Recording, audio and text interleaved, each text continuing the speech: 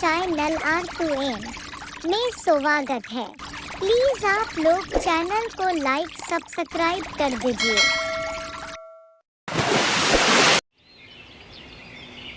एक गांव में दो बहनें रहा करती थी, सुमन और सोनाली।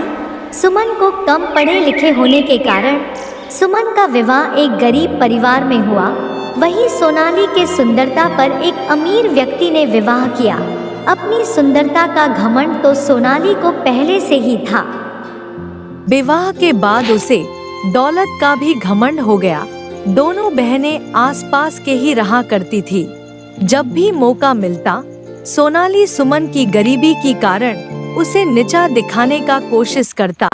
अरे सुमन, तुम्हें पता है अभी अभी मेरे पति ने सोने का हार दिया, और जो तुम्हारे खेत के पास वाले जो खेत है हम उसे भी खरीद रहे हैं। तुमने तो शादी के बाद कुछ भी नहीं खरीदा होगा, मगर कर भी क्या सकती है। तुम्हारे पति का खाने का ही ठिकाना नहीं है, और तुम्हें क्या देगा। सुमन को तो बुरा लगता, लेकिन वो मन महसूस करके रह जाता।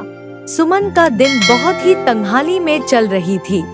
2 वक्त की रोटी बहुत ही मुश्किल से जुट पाती थी। कई बार तो सोनाली से मदद मांगी। अरे सोनाली बहन, आज हमारे घर पर खाने का एक दाना भी नहीं है। ऐसे में मेरे पति जमींदार के घर गए, लेकिन जमींदारी साहब पैसे देने से इनकार कर दिया। लेकिन सोनाली बहन, आज थोड़ा पैसे का मदद कर दो, फसल बिकते ही तुम्हारे पैसे लौटा देंगे। बहन, आज तू पैसे मांगने आई है।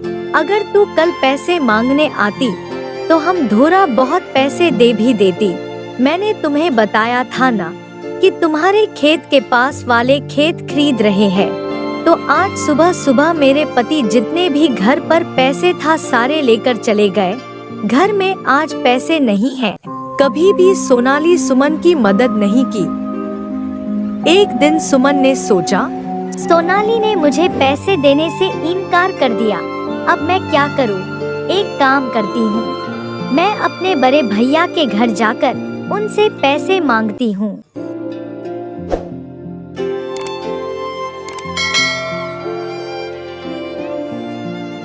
आगे बढ़ने पर उसे एक बूढ़ा बाबा दिखाई पड़े। अरे बाबा, इतनी गर्मी में आप इतनी भारी मटका कहाँ लेकर जा रहे हो? कहीं नहीं बेटी, बस यही पास वाले गांव में मेरा घर है, वही मटका में पानी लेकर घर जा रही हूँ। अच्छा, मैं भी गांव की ओर जा रही हूँ, लाओ अपना मटका मुझे दे दो।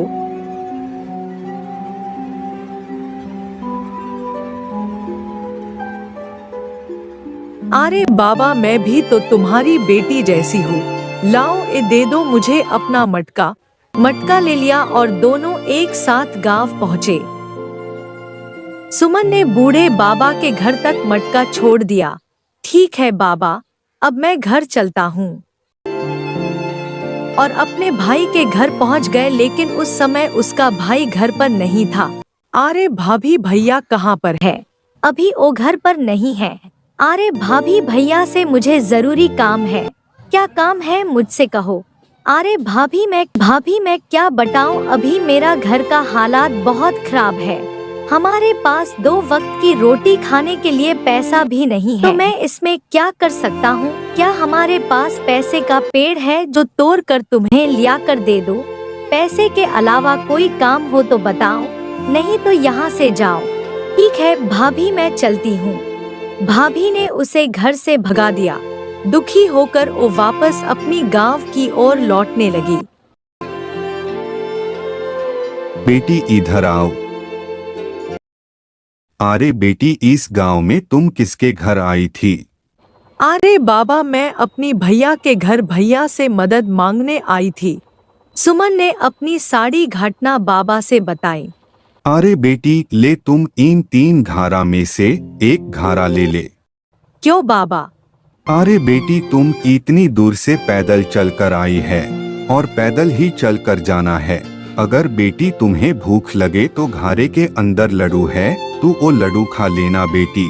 नहीं बाबा, मुझे नहीं चाहिए। आपने मुझसे पूछा वही बहुत है। अरे बेटी ले ले, तुम भी तो मेरी बेटी जैसी है। फिर बाबा के बार बार कहने से सुमन बाबा से ओघारा ले लेती है। बाबा मैं अब चलती हूँ, नहीं तो मुझे घर जाते जाते शाम हो जाएगा। और सुमन अपने घर की ओर जाने लगती है।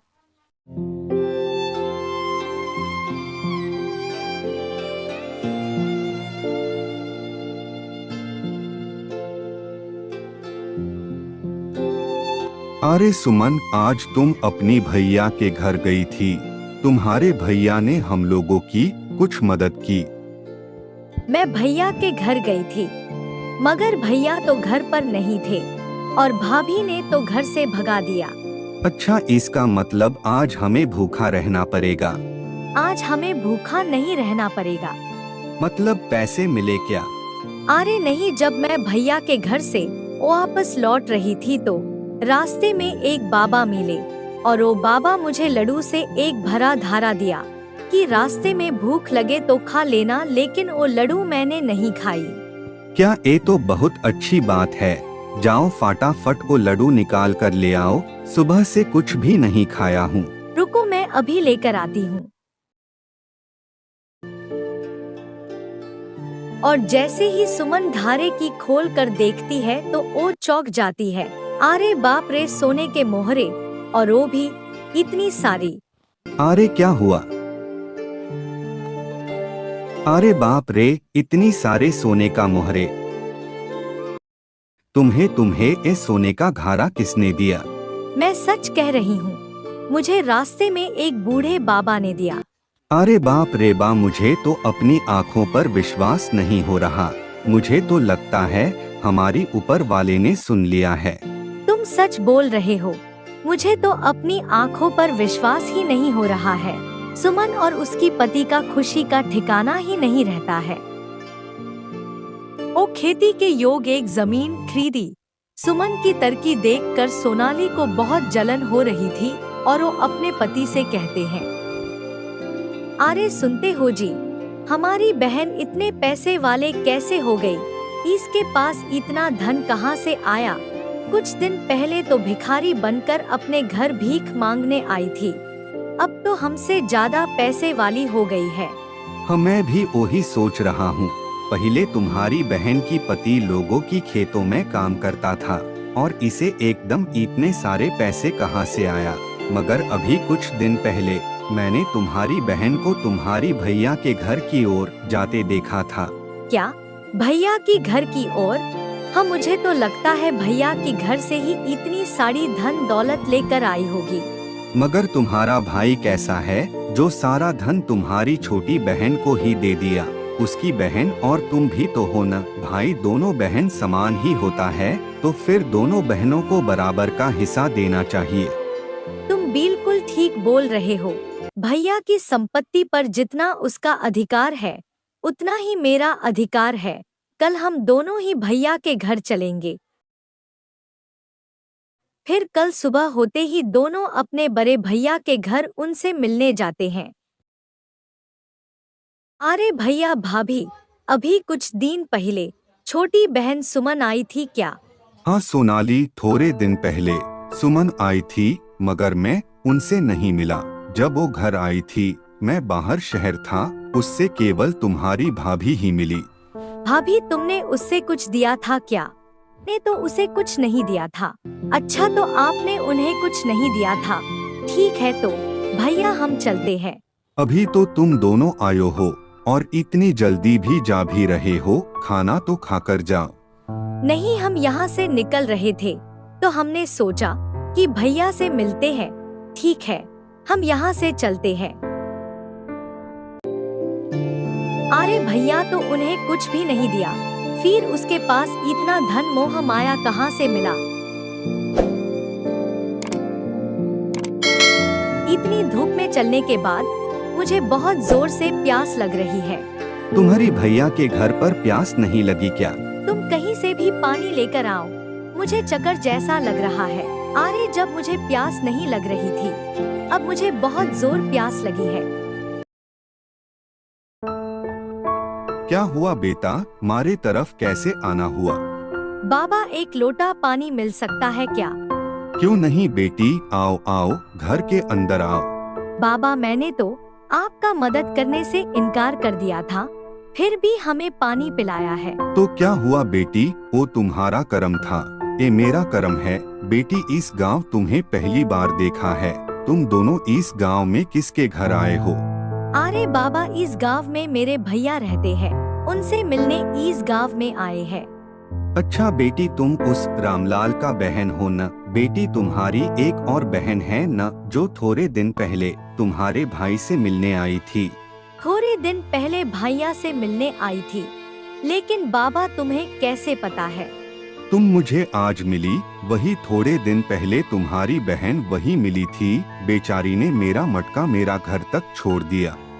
लेकिन बाबा, मेरी छोटी बहन जब से भैया से मिलकर आई, अचानक धन दौलत बढ़ गया है।